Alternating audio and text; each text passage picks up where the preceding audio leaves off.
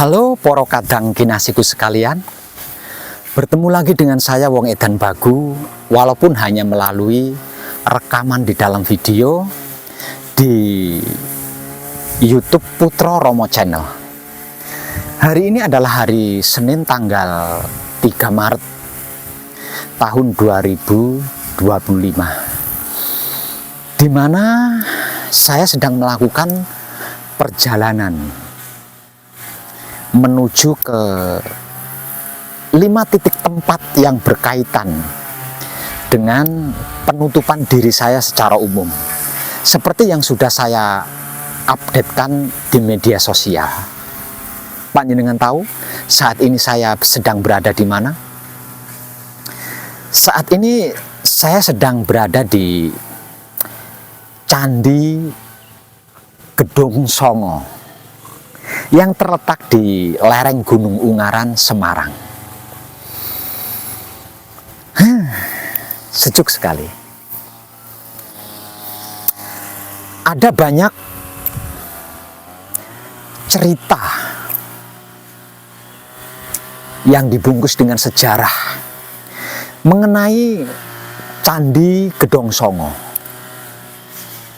Salah satunya cerita yang konon bahwasanya Candi Gedong Songo adalah peninggalan Wali Songo. Saya sedikit geli mendengarnya, sedikit geli membaca artikelnya. Menurut cerita di dalamnya, Candi Gedong Songo merupakan karya dari Wali Songo atau Wali Sembilan yang sedang salin menguji kemampuannya atau kelayaannya sebagai seorang Wali Songo atau Wali Sembilan yang hendak mengislamkan Pulau Jawa. Ada versi lain juga yang menceritakan bahwasanya Wali Songo mengalami kendala untuk mengislamkan tanah Jawa. Karena sebelum Islam, tanah Jawa sudah beragama. Sudah ada agama-agama lain yang masuk ke tanah Jawa. Dan orang Jawa sendiri sudah memiliki keyakinan atau kepercayaan lebih dari sekedar agama. Nah, agar supaya visi dan misinya Wali Songo ini bisa diterima oleh orang Jawa, konon katanya, maka dakwah atau syiar mereka menggunakan trik dengan membangun Candi Gedong Songo yang disukai orang Jawa, katanya seperti itu sih. Nah, dengan pembangunan Candi Gedong Songo yang diciptakan oleh Wali Songo, jadi satu candi itu satu wali. Karena walinya ada 9, jadi candinya ya ada 9, karena masing-masing wali itu membuat candi sendiri-sendiri. Lah, dengan terbuatnya Candi Gedong Songo, mereka merasa diterima oleh orang Jawa di tanah Jawa. Kok bisa ya? Wow, Candi Gedong Songo ciptaan atau karyanya para Wali Songo. Bagaimana bisa? Ketemunya di mana? Kok saya geli ya? Lalu menurut Pak Web, Candi Gedong Songo itu apa? Ya, secara singkat dan padat, Candi Gedong Songo adalah candi yang digunakan untuk rialat nih, atau lelaku moksa. Candi Gedong Songo ini merupakan peninggalan kejayaan Mataram kuno yang dibangun sekitar abad ke-7 sampai 8 Masehi oleh Rakai Mataram Sang Ratu Sanjaya dari Wangsa Sailendra pada tahun 927 Masehi. Pada masa kejayaannya, hampir bersamaan dengan pembangunan Candi Borobudur sebagai tempat moksa. Candi Gedong Songo ini berlokasi di desa Candi, Kecamatan Bandungan, Semarang, Jawa Tengah, tepatnya di lereng Gunung Ungaran. Kerajaan Mataram kuno yang juga dikenal sebagai Kerajaan Medang adalah kerajaan Hindu-Buddha yang berdiri pada abad ke-7 di Jawa Tengah. Kerajaan ini mencapai puncak kejayaannya pada abad ke-9 hingga abad ke-10.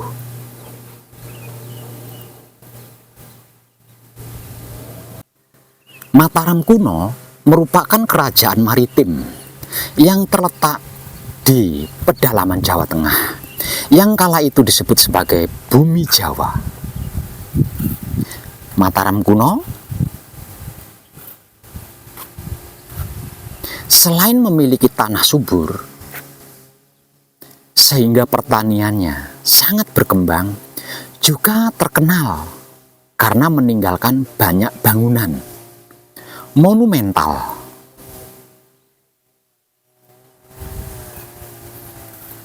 Seperti Candi Borobudur, Candi Prambanan, Candi Mendut, dan Candi Gedong Songo ini. Serta prasasti-prasasti. Di antaranya Sojomerto dan Prasasti Canggal. Kerajaan Mataram kuno ini didirikan sekitar tahun 739 Masehi oleh Raja Sanjaya dari dinasti Sanjaya.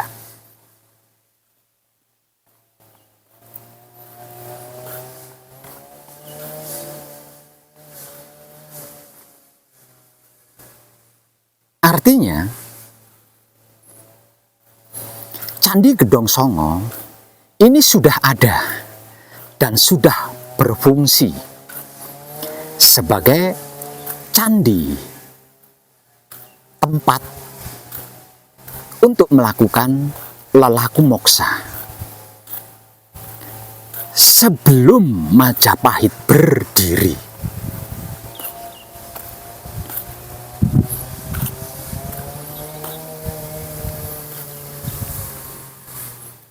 Sedangkan Kerajaan Majapahit sendiri mencapai puncak kejayaan pada masa pemerintahan Prabu Hayam Wuruk sekitar 1350 sampai 1389 dengan Mahapatihnya Gajah Mada. Runtuh oleh dampak perang saudara yang dikenal dengan sebutan Perang Paregreg. Sekitar tahun 1404 sampai 1406 berakhir hancur total pada tahun 1527.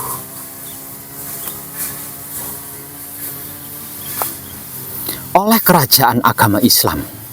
Nah, Wali Songo pertama muncul Maulana Malik Ibrahim dari kerajaan Turki itu di antara tahun tersebut, yaitu 1404 sampai 1421. Artinya pada masa itu Candi Gedong Songo sudah berdiri megah dan berfungsi sebagai tempat kamoksan. Jadi nggak nyambung kalau Candi Gedong Songo diceritakan hasil karya besarnya Wali Songo dalam syiarnya agar supaya diterima oleh orang Jawa, karena syiarnya berbaur candi atau dibungkus dengan candi-candi yang disukai oleh orang-orang Jawa. Nggak nyambung.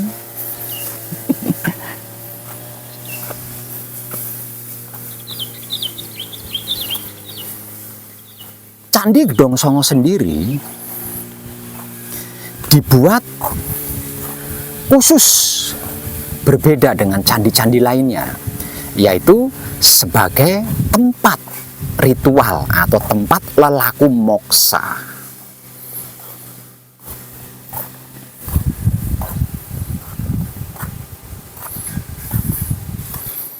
Candi Gedong Songo mengambil filosofi dari babagan Hawasanga atau babagan Hawa Songo. Dulu tempat ini disebut sebagai Candi Babagan Hawasanga atau Candi Babagan Hawa Songo, yang kemudian ditemukan oleh orang Inggris, entah siapa namanya, hingga pada akhirnya beralih nama menjadi Candi Gedong Songo. Jadi ada 9 tempat dan masing-masing tempat berdiri candi-candi. Candi Gedong Songo berarti candi yang memiliki 9 lokasi. Candi yang berbeda-beda tempat, tidak satu tempat. Masing-masing tempat memiliki candi dengan kelengkapan ritualnya sebagai filosofi dari babagan Hawasanga atau babagan Hawa Songo. Dan ini adalah candi pertama. Candi pertama. Selain ini berarti masih ada 8 candi lagi, yaitu naik ke atas. Ikuti saya untuk menemukan 8 candi lainnya di atas dari candi nomor 1 ini. Saya di sini dikarenakan ini adalah Candi Babagan Hawa Songo yang berkaitan dengan penutupan diri saya secara umum.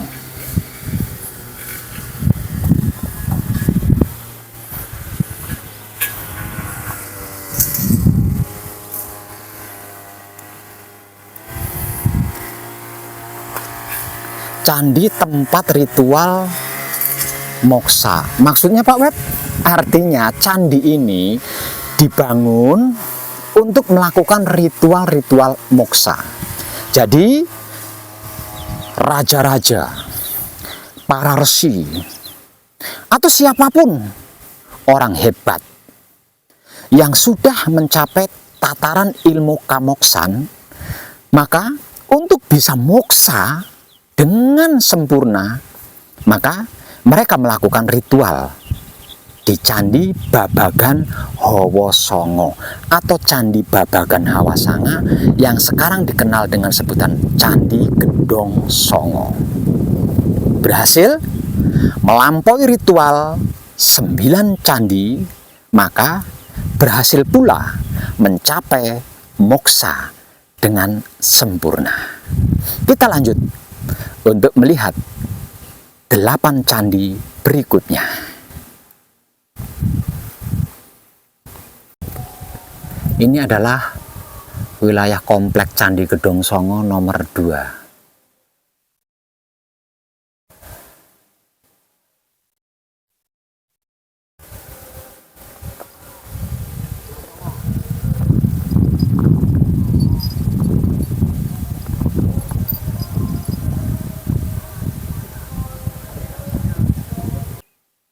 Ini adalah kompleks Candi Gedong Songo ketiga.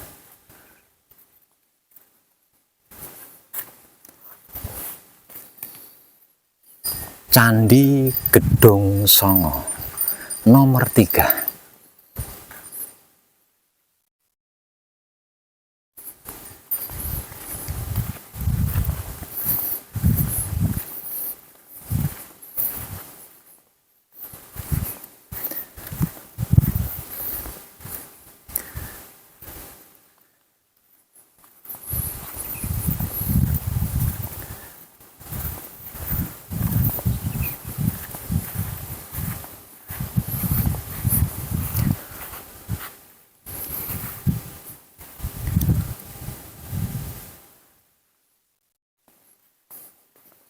Oke,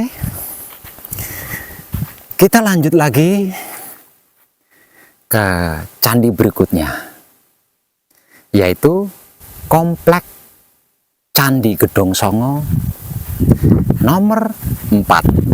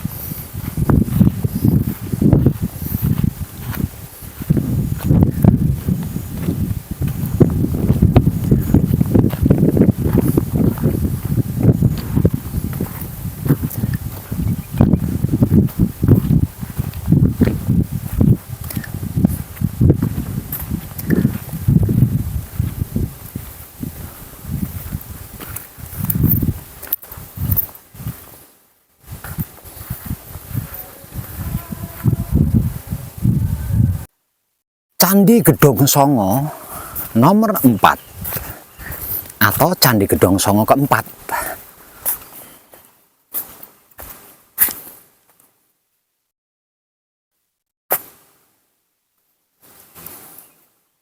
Nah, ini adalah komplek Candi Gedong Songo nomor 4.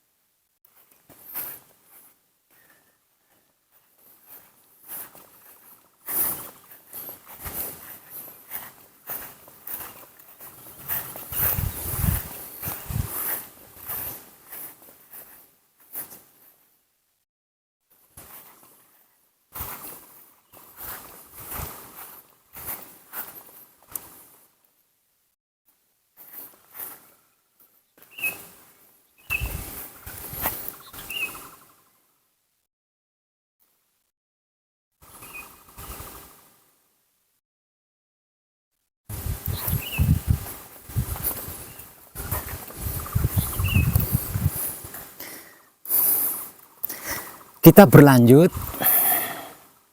ke Candi Gedong Songo berikutnya, yaitu Candi Gedong Songo nomor 5.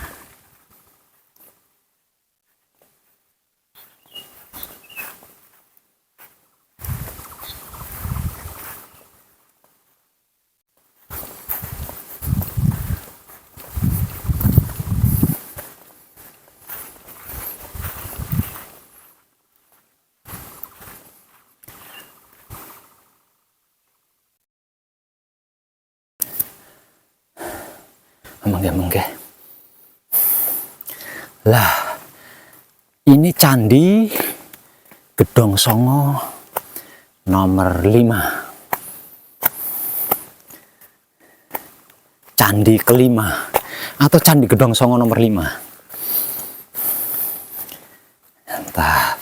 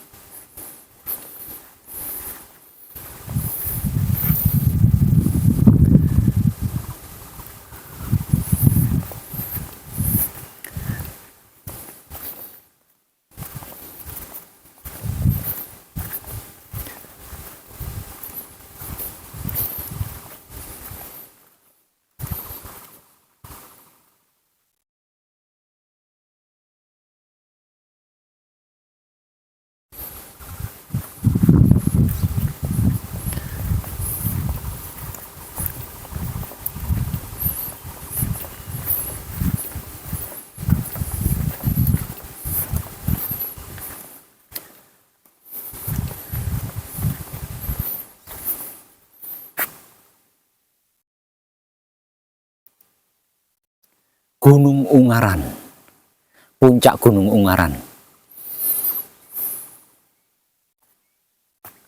Candi Gedong Songo nomor 5.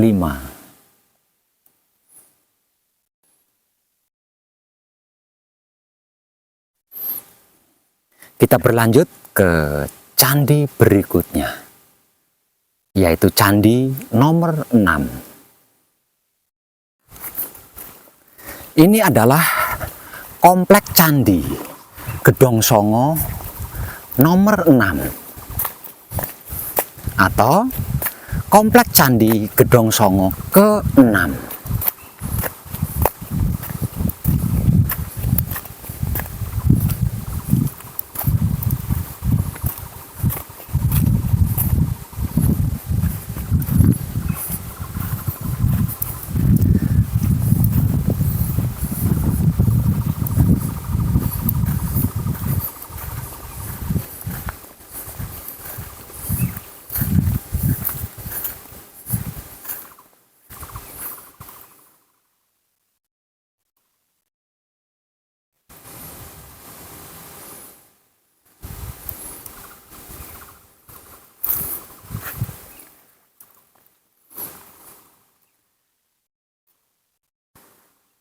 Kita lanjut ke Candi Gedong Songo berikutnya, yaitu komplek Candi Gedong Songo ke-7. Let's go.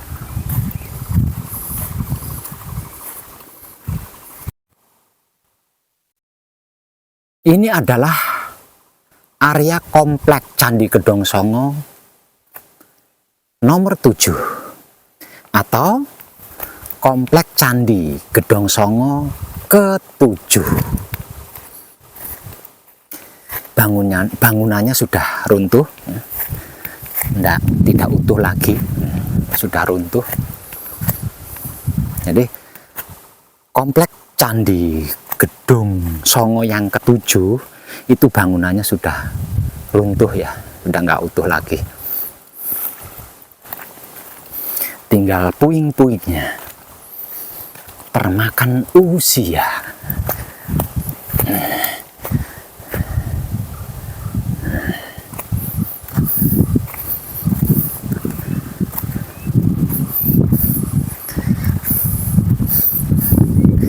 Ini adalah candi utamanya, namun sudah tidak utuh lagi, sudah runtuh.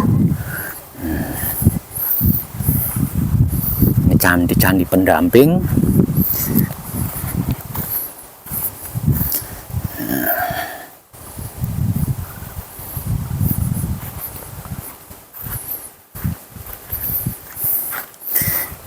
Kita lanjut ke candi berikutnya, yaitu komplek Candi Gedong Songo ke-8.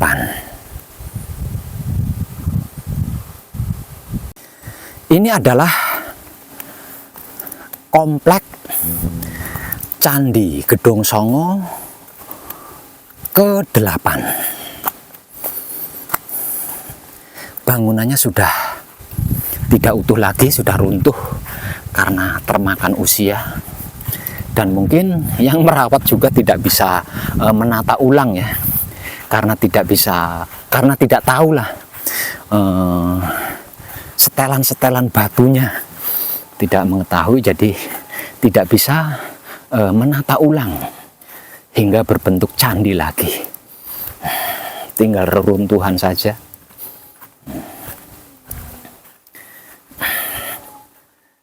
Ini candi utama dengan candi pendamping ya. Dan di sini ada lingga, namun tidak ada yoninya.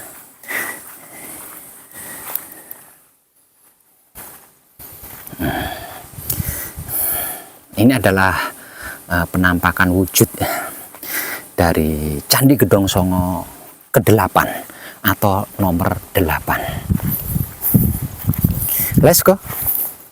Kita lanjut ke candi yang terakhir, yaitu komplek Candi Gedong Songo yang ke-9, yang menjadi puncak utama daripada Candi Gedong Songo, tempat inti atau tempat duduk di mana sang pelaku akan moksa. Ikuti saya terus dan kita lanjut ke Candi Gedong Songo yang terakhir, yaitu yang ke-9.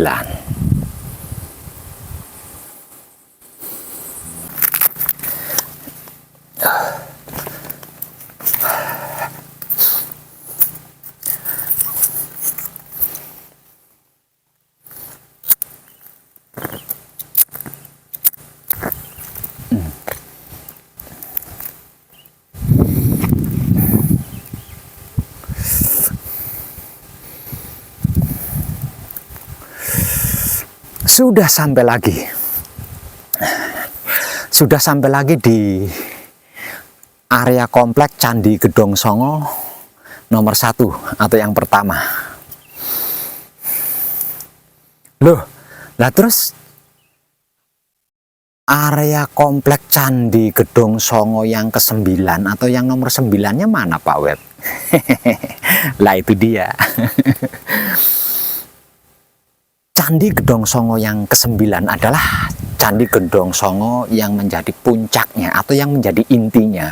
Biasa digunakan untuk si pelaku melakukan moksa. Candi Gedong Songo yang ke-9 hanya orang-orang tertentu yang bisa menjumpainya. Hanya orang-orang minimal berhati bersih, berotak bersih, dan bersahwat bersih. Dan nanti malam saya akan naik lagi ke lereng Gunung Ungaran untuk menuju ke Candi 9, melakukan patrap samadhi mijil sowan. Namun sayang, 1000 kali sayang, Candi Gedong Songo yang ke-9 atau yang nomor 9 yang menjadi puncaknya 8 candi tidak bisa saya rekam. Jadi mohon maafkan. Ini jam 21.30 atau setengah 10 malam. Gelap gulita ini pakai cahaya dari video Android. OTW ke Candi Gedong Songo ke-9. Itu gelap gulita. Gelap gulita. Berkabut lagi.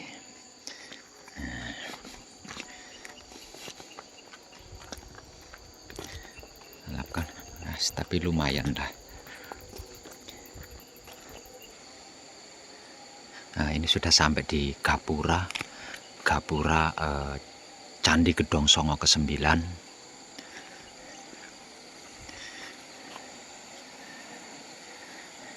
Rahayu, Rahayu, Rahayu Kanthi Teguh. Selamat.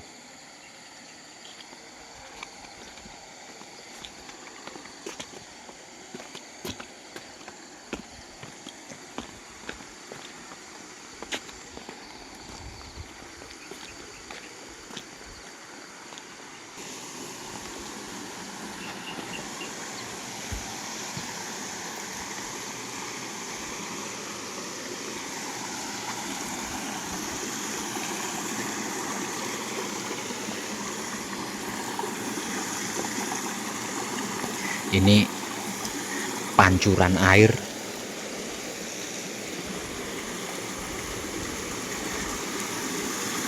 yang digunakan untuk mandi sesuci sebelum melakukan samadhi di Candi Gedong Songo ke-9. Lereng Gunung Ungaran. Wow, dinginnya. Waduh, 7 turunan. Jadi mungkin saya harus mandi dulu sebelum melakukan patrap samadhi di Candi Gedong Songo ke-9.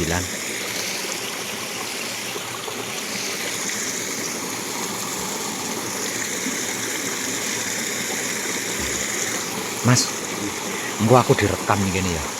Soalnya engko nek ngerekam waktu Patrap Samadi nyambung ngerekam kan ya saru to, wagu to. Ndak etis to. Jadi ya sak mending-mendingane sing terekam kok aduse. Aku tak siap-siap sih. Ngene.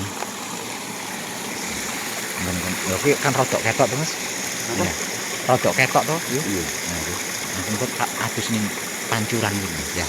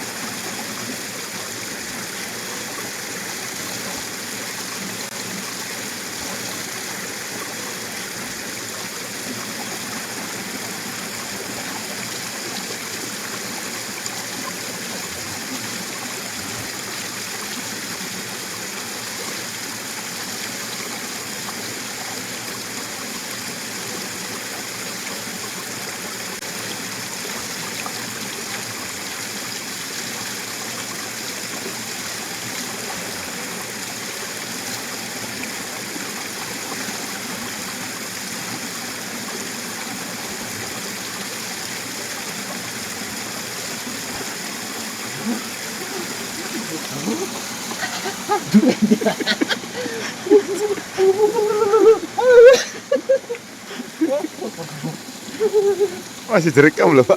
Hah? Masih direkam. Atur suwun.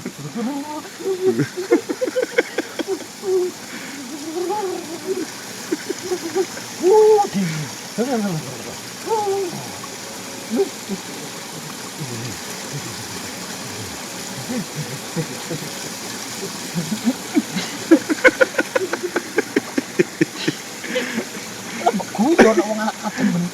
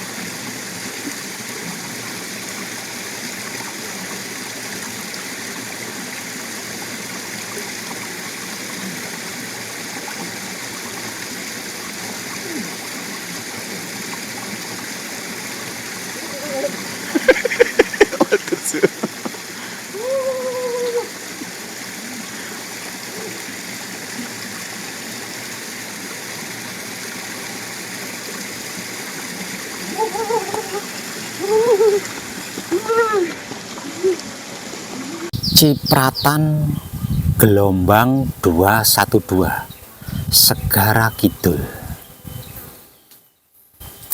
Di sini ada pesanggrahan milik orang kaya. Namanya pesanggrahan Palerman.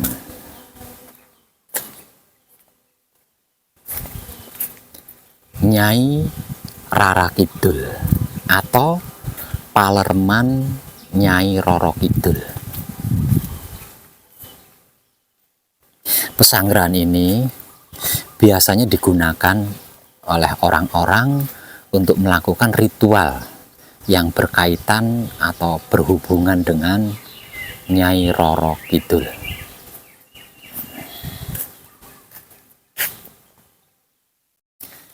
Di samping pesanggrahan Palerman Nyai Roro Kidul juga ada pesanggrahan Reco Sewu milik PT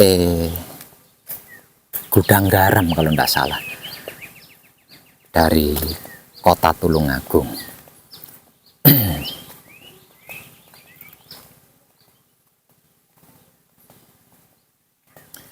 Nah, sini area parkir, tempat parkir.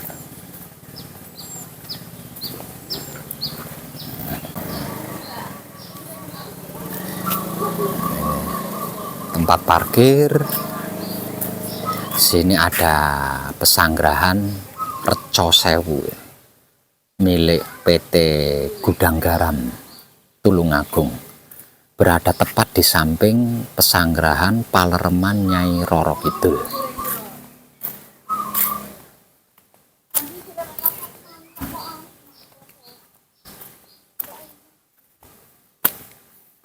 Wah, mewah sekali.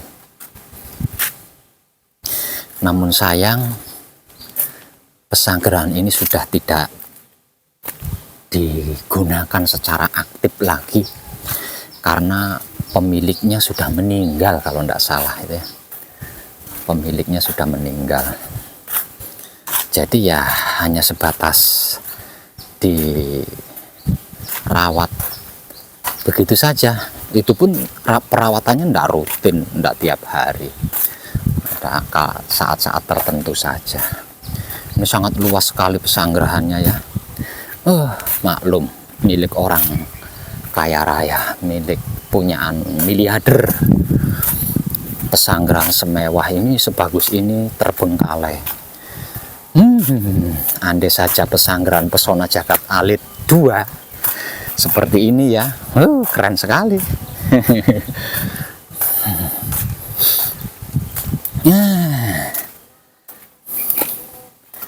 Pesanggrahan Reco Sewu milik PT Gudang Garam Tulungagung. PT Gudang Garam Tulungagung apa PT Jarum itu ya? Lupa. Wis gitulah.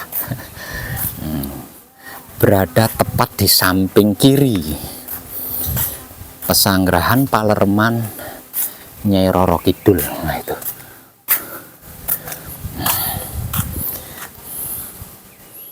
Lah terus Cipratan Gelombang 212 Segara Kidulnya di mana Pak Web? Di tepi pantai. Nah, tepatnya ya berada di depan pesanggrahan Reco Sewu ini. Ini kita menuju ke lokasi, yaitu Cipratan Gelombang 212 Segara Kidul.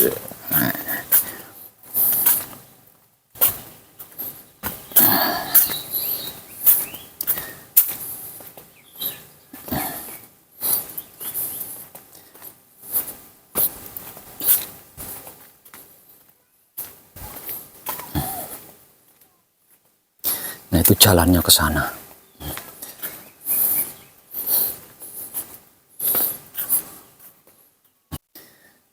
Nah, itu jalannya di depan warung itu, turun ke sana menuju ke pantai selatan. Nah, ini pesanggrahan Reco Sewu tepat depan.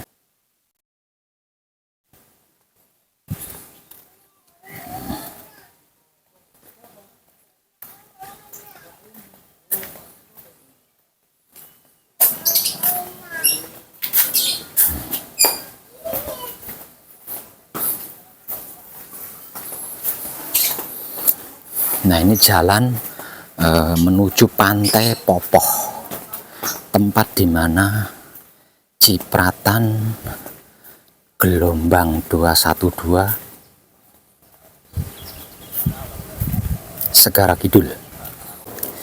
Nah, ini jalannya, jalan menuju Pantai Popoh, di mana cipratan gelombang 212 Segara Kidul berada.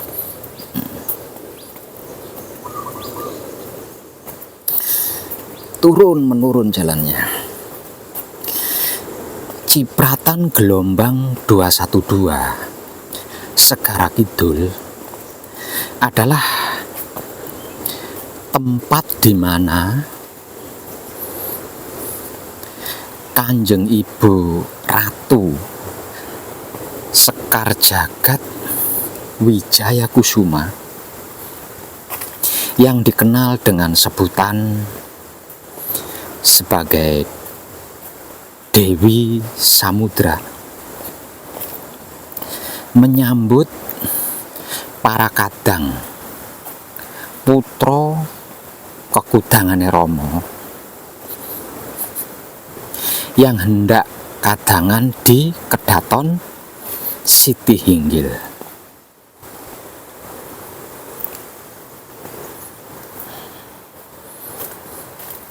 Cipratan gelombang 212 Segara Kidul ini terletak di Pantai Popoh,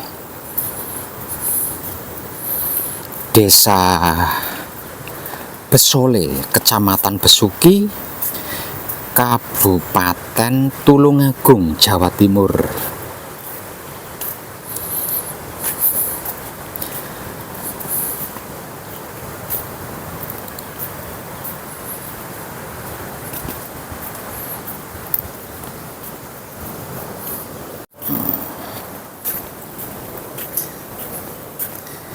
Kita hampir sampai.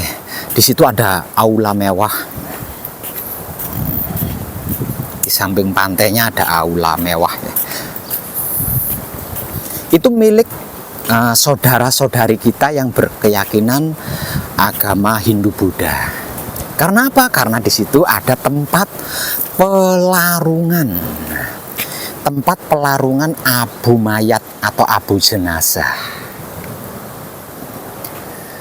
setelah dikremasi. Kalau tempat kremasinya saya nggak tahu ada di mana, mungkin ada di sekitar dekat-dekat kota Tulungagung ya, atau di luar kota Tulungagung mungkin. Nah, setelah dikremasi, kemudian abunya itu dilarung di sana, dilarung di sana. Mereka melakukan ritual ya, upacara persembahyangan di aula situ, lalu nanti mangkunya di sana, terus dilarung. Nah, sebelum tempat pelarungan abu jenazah atau abunya mayat setelah dikremasi, di depannya itu ada goa. Ada goa. Ini goanya goa alami ya, batu karang asli, namun berbentuk menyerupai gua.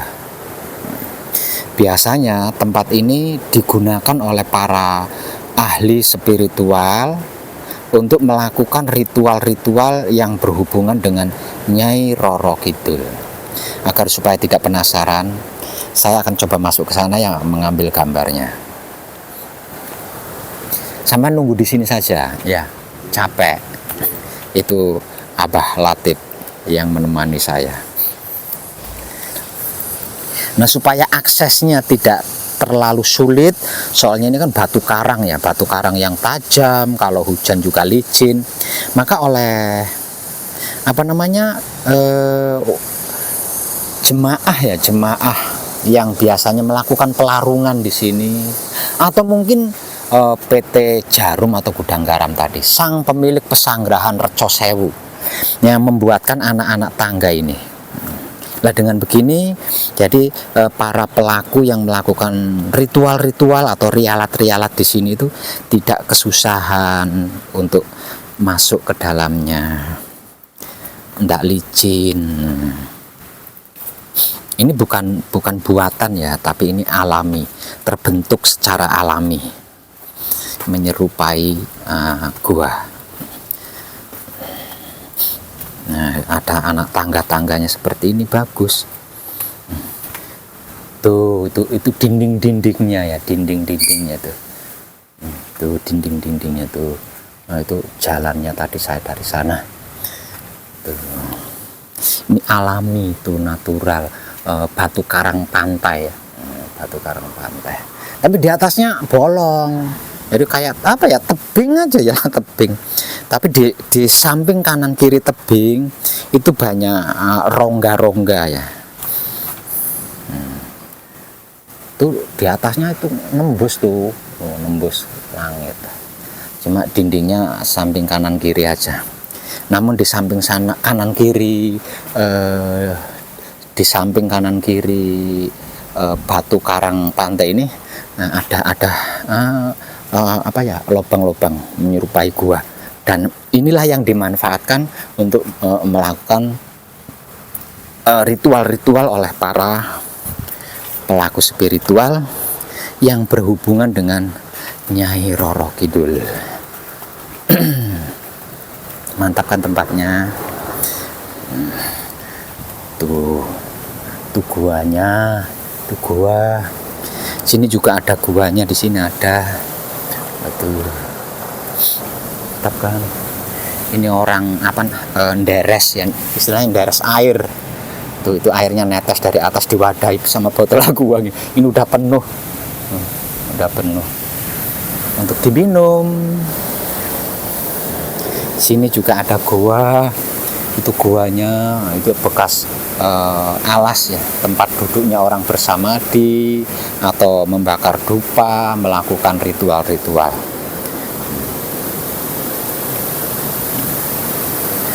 Sampai di sini ini pembatas, dikasih pembatas.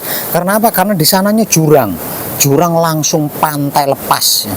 Pantai lepas, bukan pantai laut ya. Karena pantai itu kan ada pinggirannya kan, dangkal. Ini enggak, ini laut dalam. Nah, ini laut dalam. Jadi enggak ada pinggirannya. Laut lepas dalam. Itu ombaknya, suaranya wow, keren. Dinding guanya seperti ini. Tuh. Kayunya, wow, pepohonannya masih pepohonan purba-purba ya. Nah, dinding-dindingnya seperti itu tuh.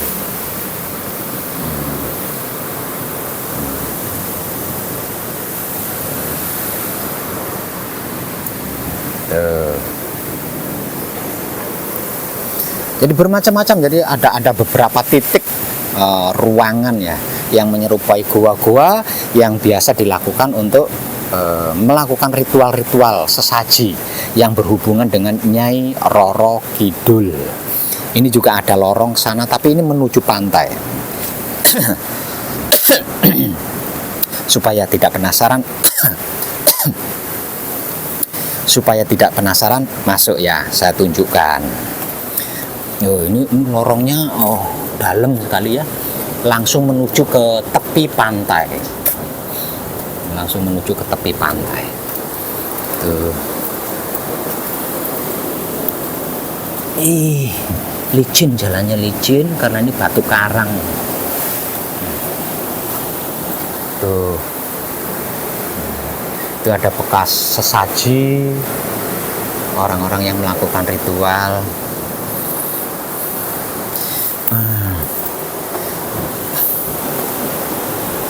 Kita turun biar panjenengan juga ikut mengetahui. Ini laut lepas loh ya, ini udah laut lepas. Tuh gelombangnya besar. Tuh bekas, itu bekas-bekas sesaji ya. Nah itu bekas-bekas sesajen.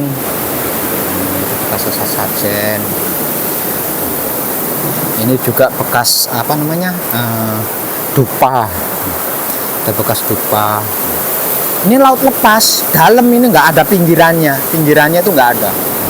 Di sana banyak keramba-keramba nelayan milik warga Popok sini ya. Nah di atas sana tempat pelarungan abu jenazah atau pelarungan abu mayat setelah dikremasi. Lah di bawahnya pelarungan itu goa ini. Nah, goa ini. Goa alami, goa natural.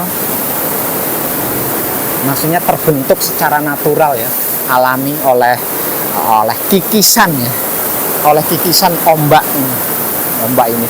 Jadi ketika laut pasang itu ombaknya nyampe di sini. Nih, sampai di dupa ini.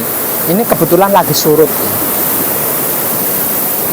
Nah, dan gua ini biasa dilakukan oleh para pelaku spiritual untuk melakukan rialat-rialat atau ritual-ritual yang berhubungan khusus dengan Nyai Roro Kidul. Oke, udah tahu ya.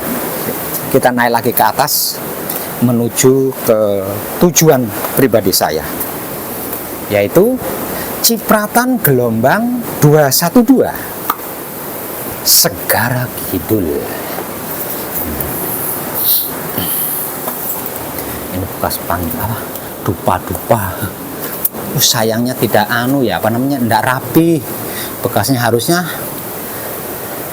setelah melakukan ritual itu bekas-bekasnya dirapikan lah, enggak berantakan begini. Tuh. Ya, semua itu tentang kesadaran. Terlebih lagi dengan kesadaran cinta kasih sayang hidup. Sudah pasti itu bukanlah hal yang mudah. Kita naik ke atas lagi. Ini bekas akar-akar pohon purba yang sudah lapuk berjatuhannya. Itu berantakan. Nah, buah. Di sini juga ada anak tangga menuju ke pantai lepas, tapi lebih tinggi dari yang sana tadi ya. Kalau sana kan rendah, di sini lebih tinggi. Intinya sama di tepi laut lepas. Jadi tata cara ritualnya itu seperti ini. Nah, setelah melakukan ritual-ritual sesaji, nah gini. Kemudian perangkat sesajinya itu dilarung ke laut itu tadi gitu ya. Seperti tumpeng, seperti panggang ayam atau panggangan kepala kambing atau kerbau itu dilarung dari tepi laut itu tadi dilarung. Jadi kalau ritualnya diterima ya larungannya, sesaji yang dilarung itu hanyut ke tengah. Namun kalau tidak hanyut ke tengah berarti sesaji yang dipersembahkan itu tidak diterima. Jadi seperti itu. Mantap tuh. Kita naik lagi ke atas. Soalnya kalau jam 12 siang ke atas itu pasti hujan. Karena musim penghujan. Nah, jadi sebelum jam 12 siang kepentingan saya harus sudah selesai supaya tidak direcoki sama hujan. Oke, kita naik lagi ke atas.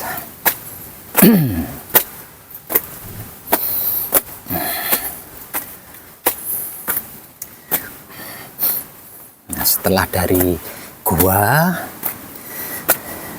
kalau belok kanan ke kampung, belok kiri ke pantai.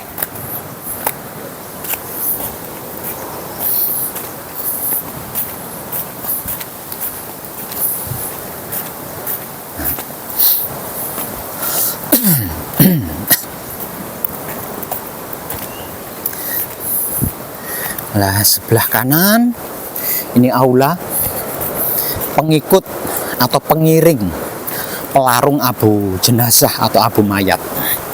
Tuh, melakukan persembahyangan di sini. Kemudian sebagian itu ikut imamnya atau ikut pemangkunya melakukan persembahyangan juga di sana. Kemudian melarung abu mayatnya. Oh, milik PT Gudang Garam. Jadi apa namanya?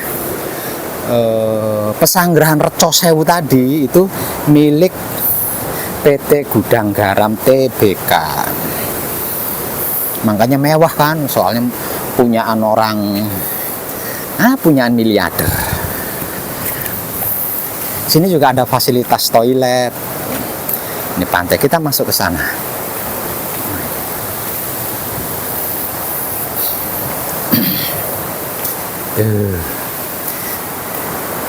Sini Keramat. Namanya Keramat itu, Keramat di sana. Ritual semedi. Tadi di sana ada tulisan jagalah kebersihan. Sebagai manusia hidup yang berkesadaran cinta kasih sayang, hidup ya karena ada pengingat jagalah kebersihan. Karena itu memasuki area ini saya harus melepas sandal, karena kalau enggak ini nanti kotor kena sandal saya. Ini tempat upacara ya. Upacara pelarungan abu mayat atau abu jenazah setelah dikremasi. Yang mengikuti imam atau mangku atau pemimpin upacara. Sedangkan di sana jemaah-jemaahnya atau pengikut-pengikutnya atau pengiring-pengiringnya. Nah, setelah dirituali di sini ya disembahayangi, kemudian abunya dibawa ke sini, lah terus dimasukkan ke lubang itu. Dimasukkan ke lubang itu, lah nanti jatuhnya itu pas di laut, di laut lepas. Ini laut dalam ya, sekali lagi saya ingatkan, ini laut dalam, jadi nggak ada pinggirannya, makanya nggak ada ya pinggiran yang dangkalnya itu, nggak ada pasirnya, jadi dalam, lautnya itu dalam. Dilarung ke situ, dilepas, terus nanti kan jatuh ke sana lah, diiringi dengan sebaran bunga-bunga, air suci dan lain sebagainya. Sementara yang lainnya membakar dupa di sana. Setelah pelarungan selesai, kemudian balik lagi ke sini melakukan upacara di sini, persembahyangan untuk mengucapkan terima kasih, bla bla bla dan lainnya, lah baru kembali pulang. Seperti itu para kadang. Indah sekali pantainya, Pantai Popoh namanya. Tuh kan, keren kan, batu-batu tebing ya, tebing batu-batu karangnya itu loh, memukau sekali. Ditambah lagi tertempa oleh gelombang, ombak lah. Suaranya mantap. Nah, di sana di hampir tengah itu ya, karena ini laut dalam, ada banyak keramba-keramba milik nelayan warga Tulungagung atau masyarakat Tulungagung. Lah terus cipratan gelombang 212 Segara Kidulnya mana Pak Web? Adanya tepat di samping pelarungan ini. Ya, adanya di sana. Tuh. Jadi di sana ada goa ya. Di sana ada goa. Nah, pintu goa itu dan goa itu akan selalu tertutup ketika lautnya pasang. Jadi kalau lautnya sedang surut, ya pintu goanya terlihat. Nah, cipratan gelombang 212 Segara Kidul itu adanya tepat di mulut goa, di tebing itu. Dan kita ke sana.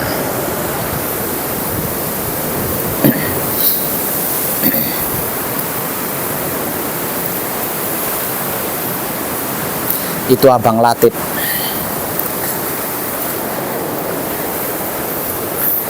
Kita menuju ke lokasi. Turun Bang sana. Weh, turun ke sana. Lewatnya sana aja. Nah, tapi sandalnya dilepas ya. Soalnya di sana kan ada jagalah kebersihan. Nah, lepas, ambil sandalnya, diambil dibawa. Sandalnya diambil dibawa. Soalnya kan ngelewatin itu. Itu anak tangganya. Nah, nanti sampai di anak tangga itu dipakai lagi sandalnya. Nah, itu namanya menjaga kebersihan Abang Latif, Pak Latif dari Lamongan. Waduh, ini anak tangganya udah hilang separuh. Sudah hilang separuh anak tangganya. Dalam. Nah, kita turun ke sini. Lah udah jenengan nunggu di sini dulu ya. Nunggu di sini dulu ya sayang. Pegang ini. Saya tak sedikit bercerita, memberitahu, memperkenalkan tempat ini supaya yang menyimak YouTube-nya ndak penasaran, ndak banyak bertanya-tanya. Kita menuju ke lokasi.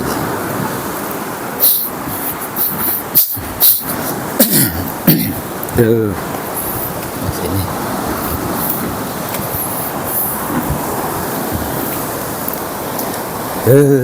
Itu kan. Ini pemandangannya.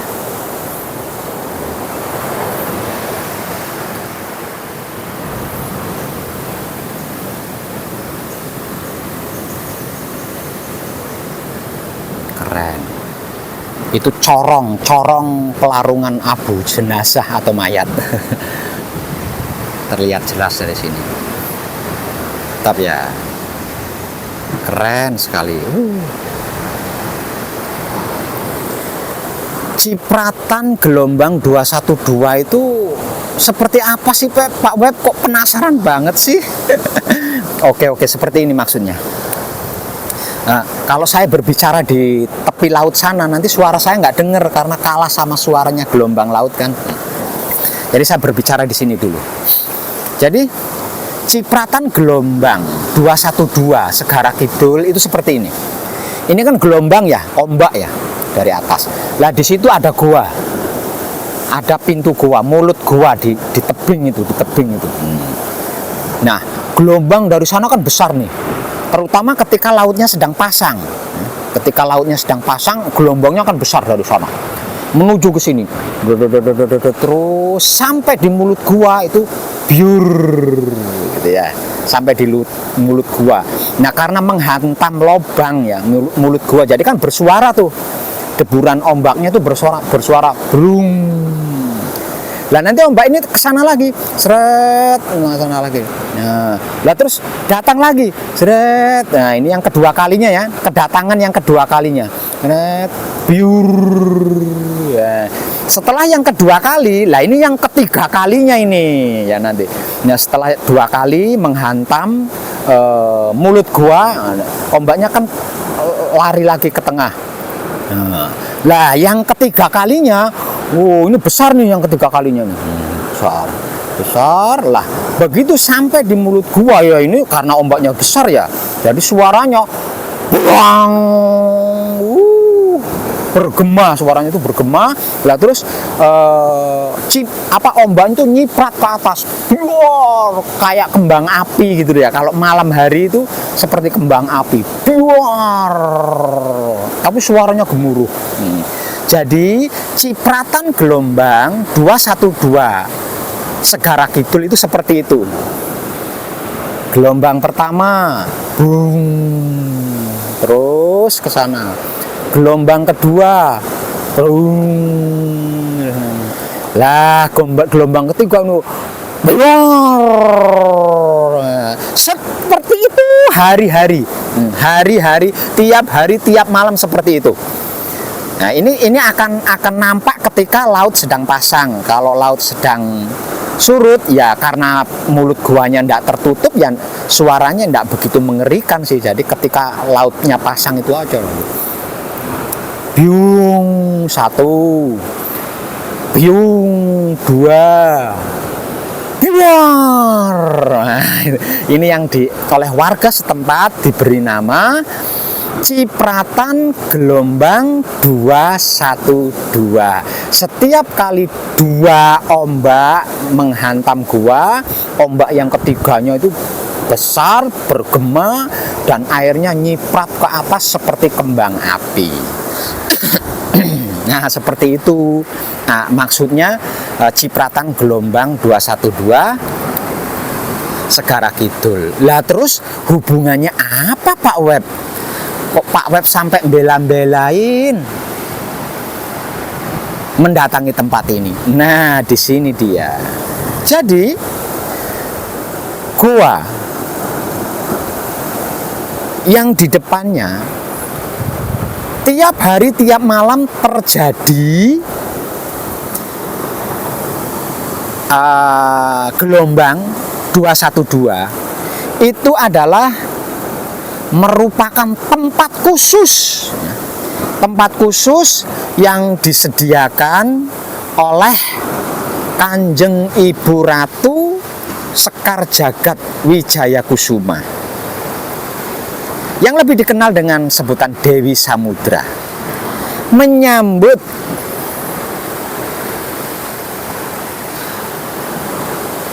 para kadang putra kekudangane Rama yang memiliki keistimewaan atau tanda khusus bisa memasuki Kedaton Siti Hinggil kadangan bersama beliau. Nah, jadi lewatnya sini gitu. Jadi kalau ada kadang putra kekudangane Rama yang memiliki tanda khusus atau keahlian khusus yang mendapat izin dari Kanjeng Ibu Ratu Sekar Jagat Wijaya Kusuma, ingin kadangan ke Kedaton Siti Hinggil Laut Kidul, melakukan kekadangan bersama beliau Kanjeng Ibu Ratu Sekar Jagat Wijaya Kusuma atau Dewi Samudra. Lah itu lewatnya di sini. Ini lewatnya di sini. Nah, jalannya di sini. Jalannya di sini, lewatnya di sini. Dan terus lagi yang perlu dipahami, yang perlu diketahui, yang perlu dimengerti, itu Kanjeng Ibu Ratu Sekar Jagat Wijaya Kusuma bukan datang ke sini menemui kadang, jemput kadang, itu enggak, gitu ya, enggak. Beliau tidak bisa meninggalkan dampar kencononya. Kalau dia meninggalkan dampar kencono, kacau dah lautan ini ya, kacau. Jadi dari Kedaton Siti Hinggil Laut Kidul, beliau Kanjeng Ibu Ratu Sekar Jagat Wijaya Kusuma akan mengutus orang khusus ya, orang khusus untuk menjemput kadang tersebut di sini, karena pintu masuknya lewat sini, jalannya lewat sini. Setelah dijemput, kemudian berangkat bersama-sama menuju Kedaton Siti Hinggil Laut Kidul. Seperti itu ya. Oke. Seperti apa sih Pak Wet goa dan ombaknya? Kita lihat ke sana ya. Kita lihat. Nah, ini tebing pantainya.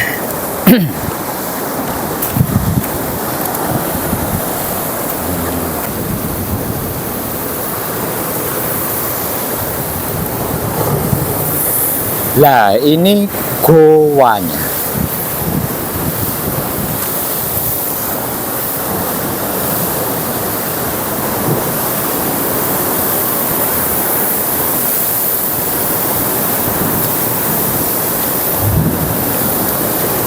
Goa di mana cipratan gelombang 212 terdapat.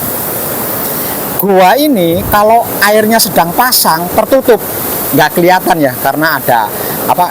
Karena ada air laut. Ini airnya kebetulan sedang surut, jadi kita bisa cek bahkan ke dalam goa.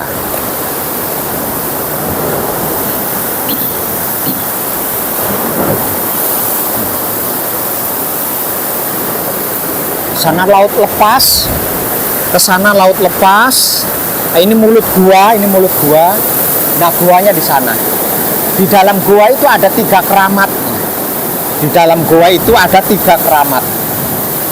2 keramat pendamping, 1 keramat yang menjadi kendaraan di tengah-tengah sana. 1 keramat yang menjadi kendaraan para putra kekudangannya Romo yang hendak masuk ke Kedaton Siti Hinggil Laut Kidul kadangan dengan Kanjeng Ibu Ratu Sekar Jagat Wijaya Kusuma. Kita masuk ke sana ya.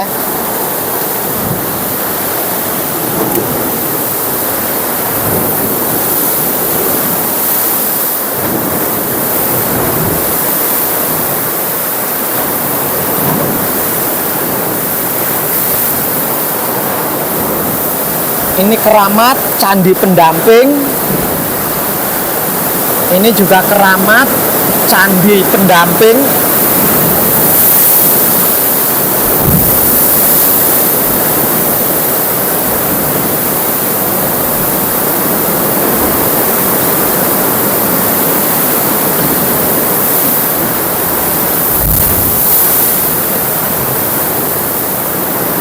Dan ini juga keramat yang menjadi kendaraan.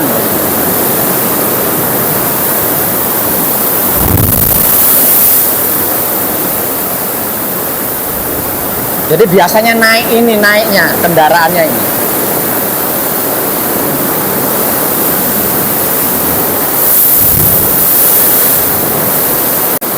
Oke, sekarang kita mencoba memperhatikan dan menghitung jumlah ombak yang masuk ke gua ini, yaitu 212. Kita perhatikan, ini ombak biasa ya, ini ombak biasa.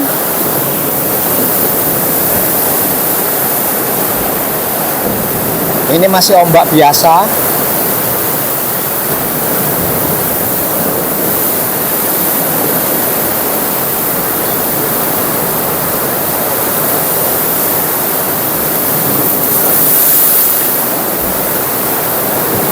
Nah, ini ombak pertama. Ini ombak pertama.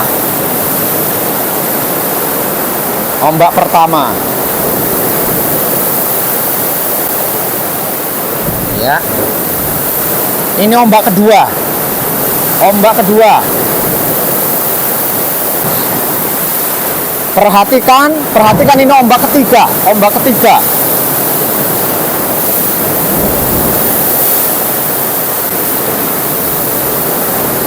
Oke. Jadi cipratan ombak 212 adalah merupakan gelombang. Gelombang ke-1 biasa, gelombang kedua biasa, dan gelombang yang ketiga langsung boom.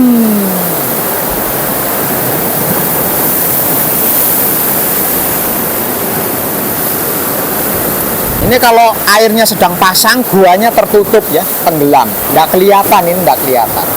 Ini kebetulan ombaknya sedang surut, jadi guanya bisa nampak sangat jelas, sehingga saya bisa menceritakan seperti apa, bisa menunjukkan seperti apa guanya, bentuknya itu seperti apa. Jadi yang di depan ini adalah candi pendamping atau keramat pendamping. Candi pendamping atau keramat pendamping. Lah yang di tengah-tengah sana ya, yang di tengah-tengah sana tuh, nah itu candi atau keramat kendaraan. Jadi kalau kita mau masuk ke Keraton Siti Hinggil Laut Kidul, nah itu kita melakukan patrap samadhi mijil sowan di keramat yang tengah-tengah tadi itu ya, yang banyak arca-arcanya itu. Nah di sana, lah nanti akan ada penjemputan dari Siti Hinggil Laut Kidul, dijemput lah menggunakan kendaraan itu. Seret. Oke, cukup ya para kadang semuanya. Sepertinya ombaknya ini tidak suka diperhatikan. Ombaknya malu diperhatikan. Dia kurang suka ya, kurang suka. Jadi saya cukupkan sampai di sini dulu. Dan kita lanjut OTW menuju titik ketiga, yaitu Sendang Tuk Antaboga di Blitar Selatan, perbatasan Tulungagung. Let's go.